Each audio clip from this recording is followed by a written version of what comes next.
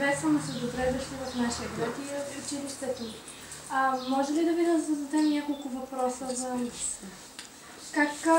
как ви се струва нашият форум? Как премина според вас?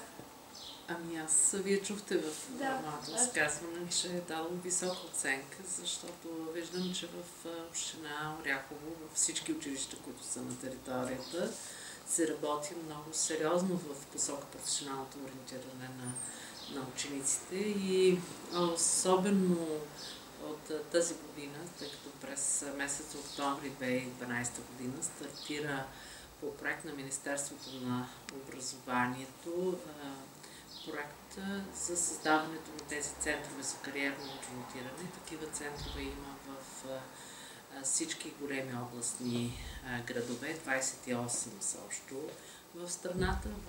При нас е в град Враца с седалище, но отговаря за цялата област за кариерното ориентиране. И това, което определено смятаме, че е полезно създаването на тези центрове, защото както родителите, така и техните деца имат необходимост от разясняване за ползите на всяка една професия. Определено смятаме, че няма професия, която да е срамна. Всяка има изключително положителни, разбира се, може и отрицателни неща, но е необходимо за обществото. Смятате ли, че новата паралелка, която се сформира Лозаро-Винар в нашето училище, има бъдеще за това като професия? Изключително като професия. Смятаме, че има. Тази идея се породи още миналата година при разговор с вашия кмет на общината, господин Добрев, когато обсъждахме какви са възможностите за реализиране на учениците след завършването им на средно образование. И тогава още се роди идеята, че при наличието на тези масиви от лозя, които правят износ в чужбина, ще има необходимост от работна ръка, които да бъдат действително професионално подготвени. И тъй като в списъка на професиите, които са за цялата страна в България, има такава професия, затова нашето предложение беше за разкриването на такава паралелка.